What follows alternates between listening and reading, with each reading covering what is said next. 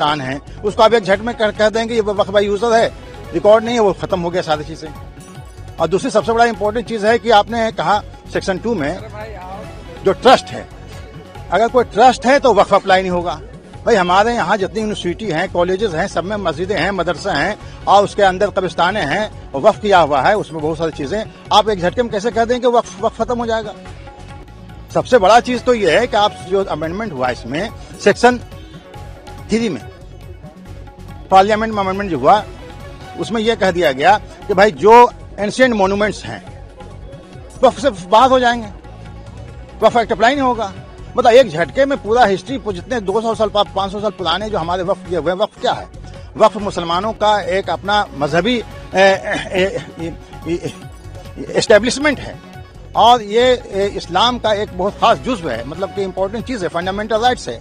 Article 25, 26 आप जो fundamental rights जब संविधान में दिया गया है, इस चीज में आपको वक्फ का भी अधिकार है चैरिटी पर्पज से।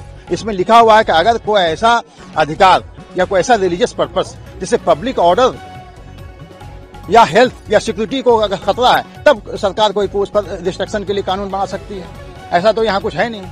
तो इन सारी बातों का बहुत डिटेल डिस्कशन हुआ और कोर्ट भी इस मिजाज में था इसको अभी स्टे करने के लिए, लेकिन अभी दूसरे पार्टी का जो गवर्नमेंट है उनका रिक्वेस्ट है कि हमें और कुछ बहस करने का मौका दिया जाए, इसलिए मैटर कल के लिए अभी अर्जेंट कर दिया गया है। सुप्रीम कोर्ट ने इंटेंट दिखाया है that the concept of work for user has been identified and they have given certain positive points to the other side and the other side has said कि वो अगले दिन तक डिसाइड करके बताएंगे whether certain interim stay can be given और not. जो इनके मेन चीज थी 8-10 में से जो 2 मेन अटैक थे इनके, वो थे ये वक्फ बाय यूजर को खत्म करना चाहते थे, कर लिया इन्होंने अमेंडमेंट के जरिए, और 2 नॉन मुस्लिम को वक्फ काउंसिल के अंदर ये लेके आना चाहते थे।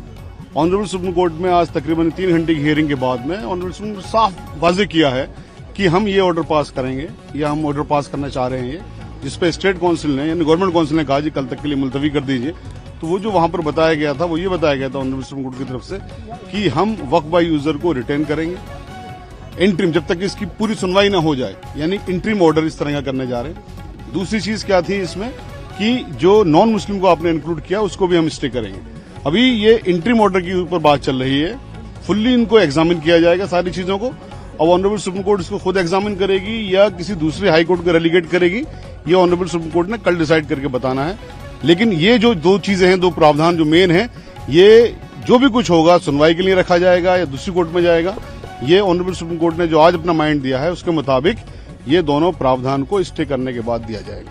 वक्फ अमेंडमेंट एक्ट को चैलेंज करने वाली जितनी याचिकाएं थी सबों की सुनवाई माननीय सर्वोच्च न्यायालय के मुख्य न्यायाधीश के अदालत में हुआ। आज दोनों पक्ष को सुना गया, लेकिन जो आगे की सुनवाई है वो कल 2 बजे के लिए एडजर्न किया गया है और अभी सुनवाई पूरे केस में जारी है। जो मुस्लिम पक्ष के जो वकीलों का कहना था कि सेक्शन 3 में, सेक्शन 9 में, सेक्शन 14 में, सेक्शन 36 में और सेक्शन 83 में जो अमेंडमेंट्स हुए हैं वो अमेंडमेंट्स उनके फंडामेंटल राइट का हनन करता है। ये मुस्लिम पक्ष का दलील था कानून के हिसाब से। दूसरा उनका कहना है कि जो उनका फंडामेंटल राइट है आर्टिकल 25, 26 में, यह जो संशोधित कानून है ये उसका हनन करता है। लेकिन भारत सरकार के तरफ से सॉलिसिटर जनरल और जो हम लोग जो समर्थक इस संशोधन के हैं, हम लोग के तरफ से जो सीनियर एडवोकेट्स और हम लोगों ने भी अपनी बात रखी कि जो अमेंडमेंट है वो बिल्कुल संविधान सम्मत है और उसमें के अमेंडमेंट को जब आप देखेंगे, चाहे वो सेक्शन 3 का अमेंडमेंट हो, सेक्शन 9 का अमेंडमेंट हो, सेक्शन 14 का अमेंडमेंट हो, सेक्शन 36 का अमेंडमेंट हो, 83 में, तो कोई भी फंडामेंटल राइट का हनन नहीं हो रहा है। माननीय बेंच भी अपने ऑब्जर्वेशन में कहा कि हाँ, जो बहुत सारे अमेंडमेंट्स हैं वह ऐसा प्रतीत होता है कि संविधान के अनुसार है, लेकिन उनका जो यूजर का जो डेफिनेशन है उस पर कोर्ट कुछ क्लैरिफिकेशन चाह रही थी। साथ ही साथ कोर्ट का कहना था कि जो काउंसिल के कॉन्स्टिट्यूशन में जो मेंबर्स हैं उसमें हिंदू मेंबर्स को लेकर के कोर्ट क्लैरिफिकेशन चाह रही है। इन 2 मुद्दों पर कल सॉलिसिटर जनरल साहब से और जो हिंदू पक्ष के जो तमाम हम वकील हैं हम लोगों से उस पर असिस्टेंस मांगा है, क्लैरिफिकेशन मांगा है। अब कल जो है सारे मुद्दे की सुनवाई 2 बजे होगी। कोर्ट कन्विंस हुआ और कोर्ट पहले से भी जानता था, ये बेंच पूरा समझती थी कि ये मामला क्या है। बेंच ने 4 पॉइंट को है रेज किया उसमें। बेंच ने पहले कहा कि नोटिस तो हम इस पे इशू करेंगे, जो सॉलिसिटर जनरल है उसको कहा कि हम आपको नोटिस इशू करते हैं, ठीक है, नोटिस इशू करेंगे हम, लेकिन हम इसके ऊपर ये कोई पार्लियामेंट एक्ट बनाती है तो उसके ऊपर स्टे नहीं लगाते हैं। लेकिन ये एक्सेप्शनल केस है, ये केस एक एक्सेप्शनल केस है जिसके लिए हम इस पे इंटरिम स्टे देंगे, हम इस पे इंटरिम रिलीफ देंगे। इंटरिम रिलीफ जो है कोर्ट ने ये कहा कि हम अभी डिक्टेट करा रहे हैं इंटरिम ऑर्डर, उसमें उन्होंने हमें क्या क्या रिलीफ दिया। पहला रिलीफ दिया कि एक्स ऑफिशियो को छोड़ करके बाकी जो भी मेंबर होंगे वो सब मुस्लिम होंगे, ये हम लगाते हैं। दूसरी चीज, जो कलेक्टर अगर जा करके सर्वे करता है तो वो कलेक्टर जाके सर्वे करने से पहले कोई उसका नेचर नहीं चेंज कर सकता और करने से पहले हमारे यहाँ एप्लीकेशन लगाएगा इस कोर्ट में आके। तीसरा, ये कोर्ट ने कहा कि जो भी प्रॉपर्टी है, चाहे वो वक्फ बाय यूजर है या चाहे वो रजिस्टर्ड है, उसका डी नोटिफाई नहीं करेगी सरकार जब तक हम ये मामला नहीं सुन रहे हैं। तो ये चारों ही चीजें हमें चाहिए थी और यही चीजें कोर्ट समझ चुका और इसी चीज के ऊपर कोर्ट हमें जो है वो इंटरिम ऑर्डर दे रहा है। तो तुषार मेहता लिटरली गिड़गिड़ाने लगे कोर्ट के सामने कि हमें और सुन लिया जाए, हमें और टाइम दे दिया जाए, हमें कल के लिए रख दिया जाए। तो जज ने काफी रजिस्ट होकर के फिर हमने भी कहा कि ठीक है, आप इनको अपॉर्चुनिटी दीजिए, मिस्टर मेहता को आप सुनिए और फिर हम भी कल और कुछ सुनाएंगे कोर्ट को। और कल 2 बजे के लिए ये रखा गया है। ऑर्डर पास नहीं हुआ, लेकिन जजेस क्या चाहते हैं, कोर्ट कैसा सोच रहा है वो हमें पता चल गया और कोर्ट किस तरीके से फैसला, कोर्ट पूरा मैटर समझ चुका है, सेंसिटिविटी समझ चुका है और कॉन्स्टिट्यूशन कैसे जो है वो वायलेट हो रहा है वो कोर्ट समझ चुका है। अच्छा, नोटिस इशू किया गया है, कुछ इस तरीके की बात सामने आई है या कुछ एफिडेविट वगैरह फाइल करने को कहा गया है? नहीं, अभी क्या है, कल डिसाइड कोर्ट ने कहा कि अब मिस्टर मेहता हम आप नोटिस इशू करेंगे और आप जो है जवाब दे दीजिएगा। तो मेहता ने खुद कहा कि सर आप मुझे इशू कर दीजिए, हम 15 दिन में इसको सुन के 15 दिन के अंदर हम एफिडेविट ले आएंगे, डे टू डे आप इसको सुन लीजिए, आप स्टे मत लगाइए। जज ने कहा कि नहीं, स्टे लगाना जरूरी है, इंटरिम रिलीफ देना जरूरी है, because it's an exceptional case जी। तो कल हो जाएगा इंशाल्लाह। बाकी पिटीशन जो है मुजीबुर रहमान साहब, उसको कब सुनने की बात कही है कोर्ट ने? वो तो इसके साथ कनेक्ट हो जाएंगी। जज साहब ने ये कहा है कि जिसकी पिटीशन आज 11 बजे तक आ गई थी उसको आज सुना गया है। कुछ लोगों ने मेंशन की अपनी पिटीशन, उनको जज साहब ने नहीं सुना है, कोर्ट ने नहीं सुना उसको। वो नेक्स्ट जो है जब वो लिस्टिंग होगी, स्क्रूटनी पार करके जब आएगी तब उसको देखा जाएगा। मैं सबसे पहले धन्यवाद करता हूं अपनी माननीय सर्वोच्च न्यायालय को, जहां का मैं 27 वर्षों से लाइफ टाइम मेंबर हूं। यहाँ उन्होंने बिल्कुल निर्भीकता, निष्पक्षता, निडरता के साथ बहुत जल्दी सुनवाई लगाई, जैसा जनरली नहीं सुनवाई हो पाती, लेकिन क्योंकि धार्मिक भावनाएं हैं, सवाल हैं लोगों के। वैसे तो ये वक्फ का अमेंडमेंट एक्ट बिल लोकसभा द्वारा पास हो चुका, उसके बाद राज्यसभा द्वारा पास हो चुका। आदरणीय जगदम्बिका पाल ने इसमें बहुत बड़ी कमेटी बना के उसका पूरी चर्चा की, सबके सुझाव लिए। All India Muslim personal law board ने भी दिया, देश के महामहिम राष्ट्रपति ने उस पर मोहर लगाई, अन्य राज्यों ने भी मोहर लगाई। वेस्ट बंगाल की अपनी हमारी बहन ममता दीदी जी उससे कुछ नाराज हैं, उनकी आपत्ति है, तो उनकी आपत्ति और ऐसे कुछ लोगों की जिनकी भी आपत्ति है, आपत्ति तो होगी, यही तो लोकतंत्र की परिभाषा है। कोई कहेगा इसमें कुछ गलत है, कोई कहेगा सही, लेकिन ज्यादातर लोगों ने लोकसभा, राज्यसभा और देश के महामहिम राष्ट्रपति जी ने उसको बहुमत से पास किया है। तो निश्चित तौर पर कुछ जो शिकायतें थी उनको दूर कर रही माननीय सर्वोच्च न्यायालय, सुनवाई कर रही है और जो भी परिणाम आएंगे वो अच्छे होंगे, जो भी फैसले आएंगे वो अच्छे होंगे। हमारी सर्वधर्म संभाव, सर्वजन हिताय, सर्वजन सुखाय की भावना और ये अपनानी चाहिए। देश में शांति रहना चाहिए, अमन चैन रहना चाहिए। इस तरह की जैसी ममता दीदी ने भाषा का प्रयोग किया। मुस्लिम पक्ष ने कुछ बिंदु उठाए। पहला था वक्फ बाय यूजर, जिसको लेकर के उन्होंने आपत्ति करी। दूसरा ये था कि भाई जो वक्फ बोर्ड के जो नए बोर्ड और ट्रिब्यूनल्स अमेंडमेंट के बाद जो गठित हुए हैं, उसके अंदर जो 2 नॉन मुस्लिम्स को जोड़ा गया है, उसको लेकर के उन लोग का आपत्ति थी।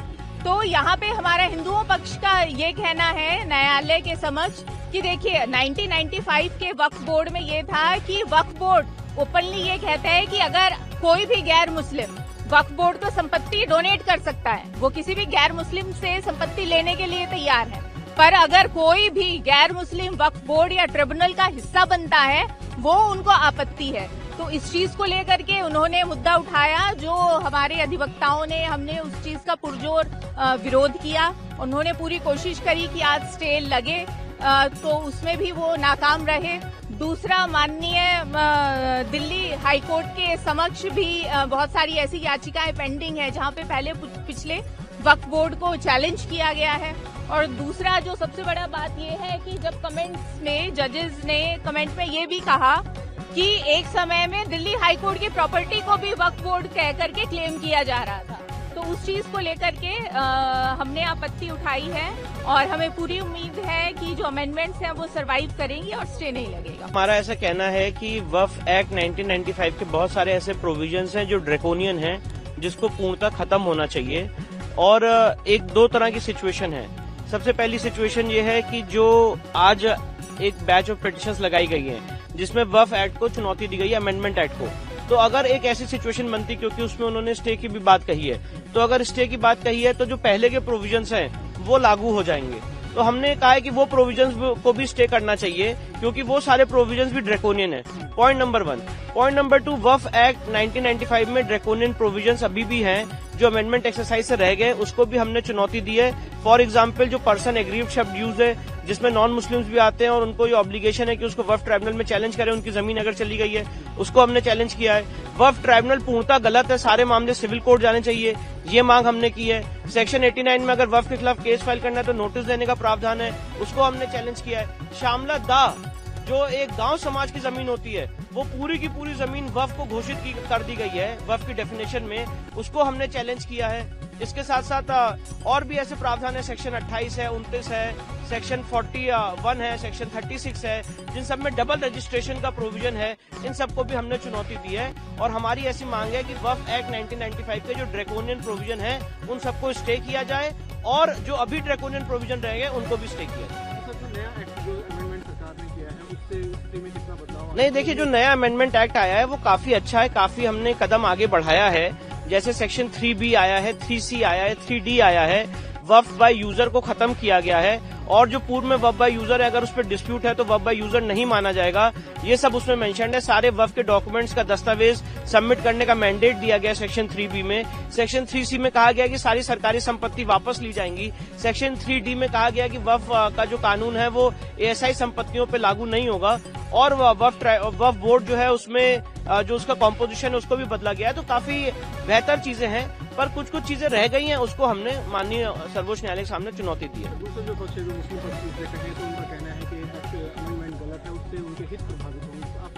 नहीं, देखिए, मेरे हिसाब से तो अमेंडमेंट एक्ट सही है और अमेंडमेंट एक्ट इस समय जो हित प्रभावित हो रहे हैं वो हिंदू समाज के हो रहे हैं, जो अन्य समाजों के हित प्रभावित हो रहे हैं। अगर ये कहना कि उनका हित प्रभावित हो रहा है तो मुझे तो उसमें कोई ऐसा प्रोविजन लगता ही नहीं है। आप मुझे बताइए, अगर इस्लामिक लॉ ये कहता है कि वक्फ बिना वक्फ डीड के नहीं हो सकता है, तो यही बात तो सेक्शन 36 में लाई गई है। अगर वक्फ बाय यूजर का कंसेप्ट कोई भी किसी भी इस्लामिक लॉ में नहीं है, ना किसी माननीय कुरान में है, ना हदीस में है, तो फिर उसमें क्या दिक्कत है? यही बात तो इस प्रोविजन में लाई गई है। तो यहाँ पे पॉइंट इन इशू ये, डिबेट ये है कि अभी भी ऐसे ड्रैकोनियन प्रोविजन है जो हमें इम्पैक्ट कर रहे हैं, हमारे राइट्स को इम्पैक्ट कर रहे हैं, इसलिए हमने उसको चुनौती दी है। बंगाल सरकार ने इसका मुकर्रर विरोध किया है, कहा कि हम लागू नहीं होने देंगे, क्या देखिए, मुझे ऐसा लगता है कि इस तरह के जो बयान है ये असंवैधानिक है। ये सेंट्रल एक्ट है, केंद्रीय कानून है और हर सरकार का ये दायित्व है स्टेट गवर्नमेंट का कि वो सेंट्रल एक्ट को इम्प्लीमेंट करे।